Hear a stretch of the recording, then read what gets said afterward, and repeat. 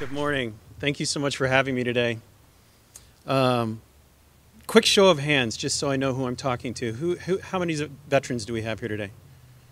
Great, good to see that. And so I assume, show of hands, the rest of us are civilians, right? Okay. I am a civilian. So why am I the one talking to you today? Well, as you can see, I've made quite an effort of expressing gratitude to those who serve and to helping other people do the same thing.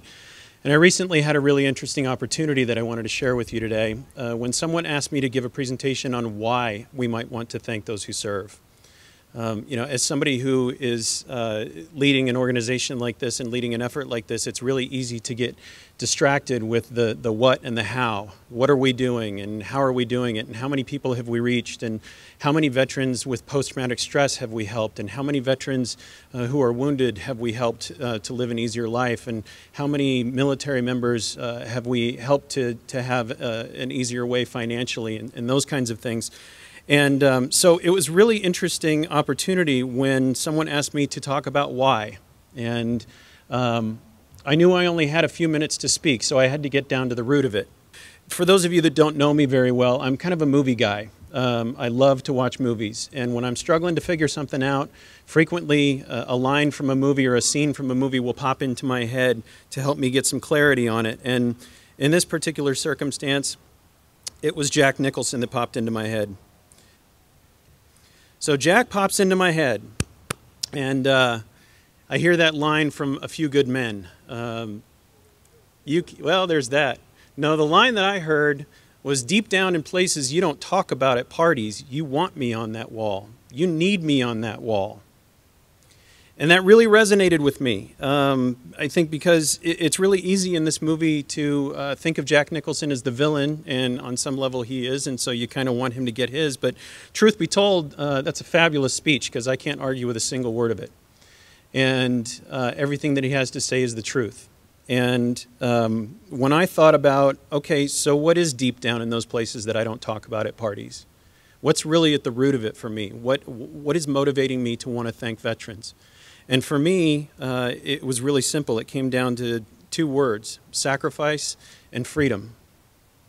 And I think that freedom is a really interesting word. I think it's a word that we don't spend a whole lot of time thinking about in 2013. I think most of us kind of think about freedom as something that was won for us 200 years ago, and it's not really relevant anymore. So I kind of wanted to ask the question of you folks here today, when I say the word freedom, what kinds of things pop into your mind? What images come up for you? And like, for instance, how many would say that this is an image of freedom? How many would agree that this is an image of freedom? Okay, great. And how about this one? Okay. And how about this one? Okay. How many people would say that this is an image of freedom? Excellent. And how about this one? Yeah, a few less hands. I'll be honest with you. I really struggle with this image. It really upsets me when I see people burn the American flag. And it upsets me even more when those people are Americans. Because in my mind, they're burning the symbol of their very freedom to protest in the first place. Now, on some level, in an ironic kind of way, maybe that makes it the perfect expression of freedom. I don't know. I think that's a decision that we all have to make for ourselves. And isn't that really what's at the root of it? That we get to make that decision for ourselves. We get to make it ourselves to decide what is right for us. But I think for most of us, when we think about freedom, we think about images like this. We think about historical images. We think about government buildings that were built 150 years ago, or monuments, or fields of flags. And it's not personal to us. And one of the things that I know is that if you're going to motivate anybody to do anything, and what I want to motivate people to do is express their freedom, or express their gratitude to those who serve, you have to make it personal. You have to relate it to them. And so the question I have for you today is, what's more personal than who you are? Your own unique personal identity. The author Neil Donald Walsh wrote, "You only are what you are relative to another thing that is not. It's only through your relationships with other people, places, and events that you can even exist." So what's he talking about there? He's talking about the relative world. He's talking about the fact that we can't know hot without cold. We can't know up without down. We can't know right without left. The only way we really know who we are as individuals is by comparing ourselves to others and deciding what we agree with, what we disagree with, what we identify with, and what we don't identify with. This is something that is part of my personality that is not. So, in order to truly understand who we are as individuals and have the diversity that we enjoy in our society every day, we need two things. One, we need the freedom to be able to go out into the world and explore and find new ideas and talk about new philosophies and concepts and decide which ones of those we resonate with and which ones we don't. And secondly, we need for everyone else to have that same freedom too, so that we have a point of comparison. We have an opportunity to compare ourselves to others and say, I'm in alignment with this person over here, I'm not in alignment with this person over here. That's how we realize who we are as people. Now, you might be thinking that I'm getting a little off track. What does this have to do with veterans? Well, what this has to do with veterans is that for the last 200 plus years, veterans have been defending our right to have our own unique individual personality.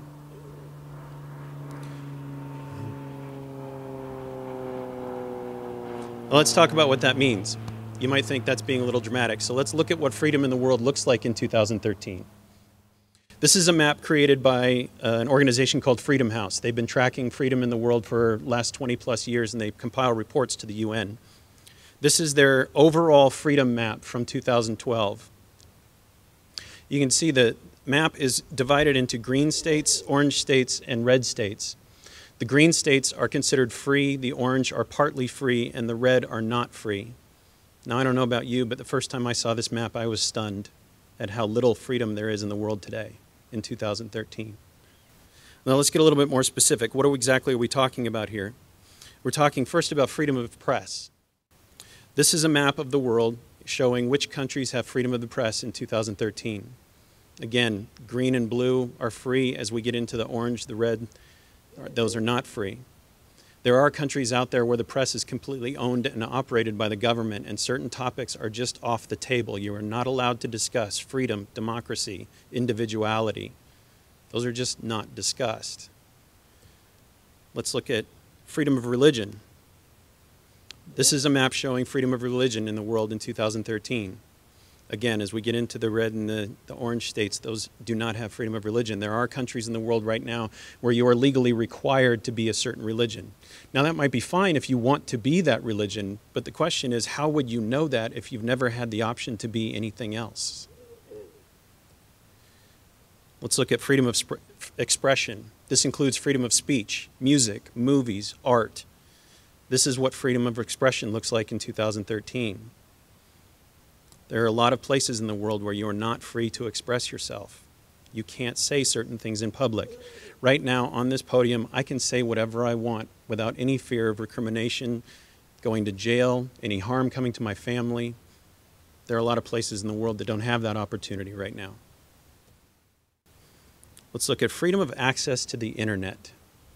Now, when you talk about freedom of the press and freedom of religion and freedom of speech, these are freedoms that we've had for a long time. So if you're like me, you see this map and you might think, or you see this chart and you might think to yourself, well, what's the big deal? You know, people can't log into their Twitter and their Facebook account. Who cares?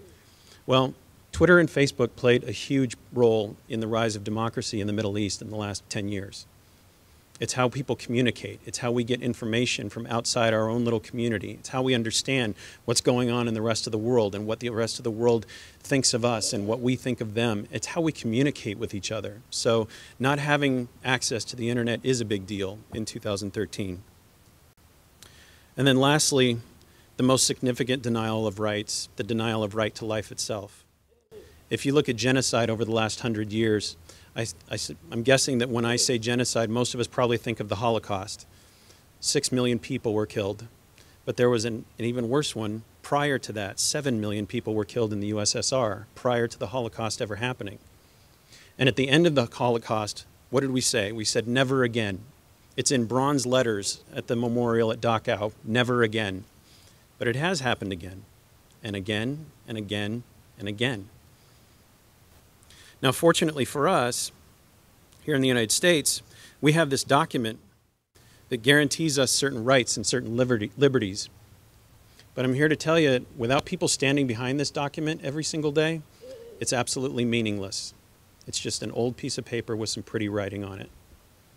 Now, fortunately for us, we have this small segment of our population who have stepped up and made a promise to defend that piece of paper and the ideas behind it. And if you're having a hard time reading this oath on the monitors, let me read it for you. Essentially what it says is, I will go wherever you need me to go. I will do whatever you need me to do. I will make sacrifices in my life, including time away from my family. I might miss birthdays, holidays, anniversaries, my child's first steps or their first words. I might miss their high school graduation or their first day at college. If asked, I will put myself into situations and circumstances that will change who I am for the rest of my life, which is going to affect not only me, but my family, my friends, everyone who knows me. If necessary, I will lay down my life in defense of your freedom, even if you choose to use that freedom to disrespect me, or my uniform, or my flag. And it's that promise that provides the rest of us with the freedom to be who we want to be and do what we want to do. And that, in my mind, is why our veterans deserve a big thank you.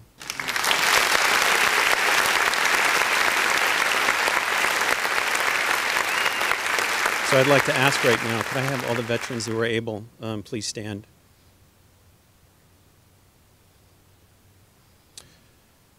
Now, I've learned a couple of things about veterans over my years of being involved in the gratitude campaign. I've had a lot of conversations. I still have a lot to learn, but a few of the things that I have learned are that you folks are very proud, as you should be. I've also learned that you're very humble.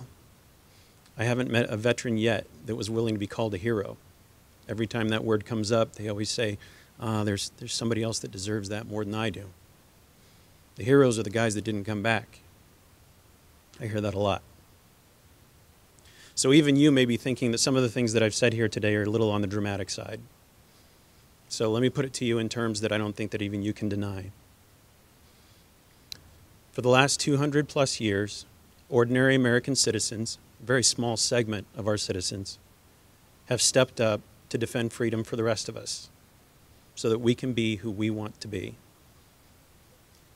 In my lifetime, that's been you. Every single one of you have made sacrifices in order to do that. Some great, some that you might think are relatively small, but every single one of you have made sacrifices, and every single one of you made that promise that I just read off. In a very real way, you have given me the opportunity to be me, and I am eternally grateful. Thank you. Please be seated. As for the rest of us, I'm frequently asked, what else can I do, Scott? Well, there's lots of things you can do.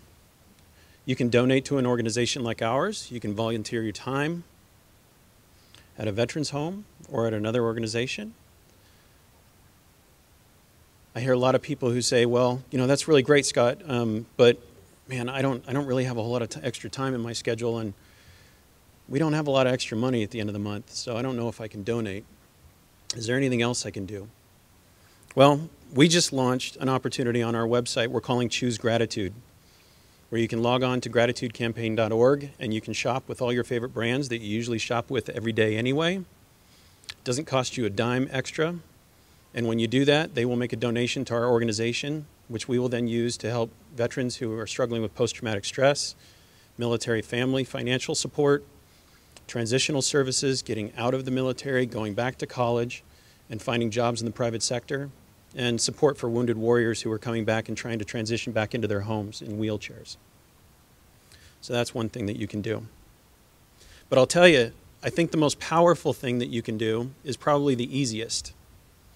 And that is, whenever somebody gives you a gift, the best way that you can show your gratitude for that gift is to use it. Our veterans have given us the gift of freedom. They've given us the opportunity to be who we are, to find our way in the world, and to let our voice be heard. So do that. Go out and explore the world. Entertain new ideas. Have conversations with people about it. And let your voice be heard, especially on voting day. And if and when you're out in public and you run into somebody, and you might want to take a quick look around this audience right now, look at the hats. Look at the patches. When you see somebody in a leather jacket that says Vietnam veteran, or you see somebody in a blue hat that says U.S. Navy, or the name of the ship that they served on, just offer them 2 words. Just say thank you. I think you might be really surprised to see how powerful 2 words can be for both of you. Thank you very much.